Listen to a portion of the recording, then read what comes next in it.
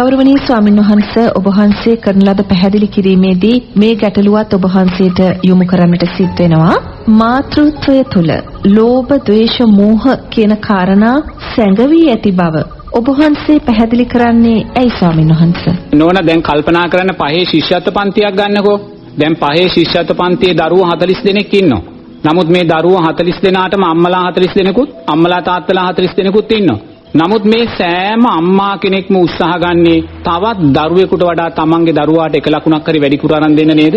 ඈ ඒ කියන්නේ මාතෘත්වය කියන කාරණය තුල නෝනා ඒක මනුස්ස ධර්මතාවයන් තුල උසස් ධර්මතාවයක් බව ඇත්ත. ඒ ශරීරයේ ලේ කිරි බවට පත් කරන්න පුළුවන් මානසිකත්වයක් එහි තුල ගැබ් වෙලා තියෙන බව ඇත්ත. නමුත් ධර්මානුකූලව නෝනා මාතෘත්වයට මුල් තැනක් දෙන්න බැහැ. මොකද මාතෘත්වය සෑම මොහොතකම නෝනා ලෝභ, ද්වේෂ, මෝහයන් බැසගෙන ඉන්නේ. මගේ දරුවා තමාගේ දරුවා කියන තැන ඉඳගෙන සියල්ලටම වඩා තමාගේ දරුවා ඔසවලා තියෙනම තැන කියන තරම් දරුවා උදෙසා සක්කාය දිට්ඨිය නිතරම සකස් වෙන්නේ. ඒ නිසා නිරේතුරුව මාතෘත්වය කියන කාරණය තුල ලෝභ, ද්වේෂ, මෝහයන් බැසගෙන තියෙනවා. කිසිම අම්මා කෙනෙක් Tamanගේ දරුවාට දක්වන ආදරය ඒහා සමානව තව දරුවෙකුට දක්වන්නේ නැහැ.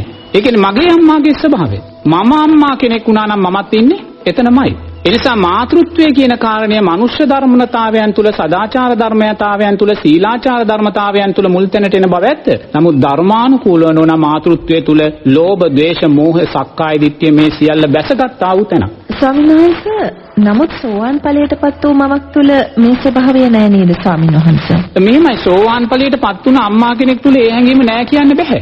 සෝවාන් පුද්ගලයා තුල මමය මාගේ යන හැඟීම නැහැ නේද ස්වාමීන් වහන්සේ? ඒ කියන්නේ මගේ දරුවාත් අනික් දරුවනුත් එක සමානය කියන හැඟීම නේද ස්වාමීන් වහන්සේ? එවැනි සෝවාන් පුද්ගලයෙක් තුල තිබෙන්නේ නෑ. එකම සමාන කියන තරම් සෝවාන් කෙනා තාම දියුණු නැහැ. තේන්න තාම දියුණු නැහැ. තාම දියුණු නැහැ. මොකද එයා තුල කාමරාග පටිගයන් තියෙනවා. තේන්න? එයා තුල කාමරාග පටිගයන් තියෙනවා. නමුත් එයා තමන්ගේ දරුවා මුල් තැනට ගන්න සිල්පද බිඳගෙන යන්නේ නැහැ. අන්න සීලවුත රැකමින් යන්නේ නැහැ. දැන් අද වර්තමාන සමාජයේ නෙමෙයි තමන්ගේ දරුවා විභාගයෙන් පාස් කරන්න සමහර අම්මලා සිල්පද බිඳගෙන ඉස්සරහට යනවා. සමහර අම්මලා අන්න සීලවුත වර්ධනය කරමින් ඉස්සරහට යනවා. නමුත් සෝවාන් ඵලයට පත්වෙච්ච කෙනාගේ ලක්ෂණයක් තමයි එයා තමන්ගේ දරුවා මුල් තැනට දෙන්න කටයුතු කරනවා. මොකද එයා තුලත් කාමරාග පිටික තියෙනවා. නමුත් ඒ තිබ්බත් එයා තමන්ගේ දරුවා මුල් තැනට අරන් එන්නේ නෝනා සිල්පද ආරක්ෂා කරගෙන. සිල්පද බිඳගෙන එයා ඉස්සරහට යන්නේ නැහැ. බොරු කියමින් එයා ඉස්සරහට යන්නේ නැහැ. සොරකම් කරමින් යයි තව කෙනෙකුට මානසිකව හිංසා කරමින් එයා ඉස්සරහට යන්නේ නැහැ. ඒ නිසා නිරේතුරුවම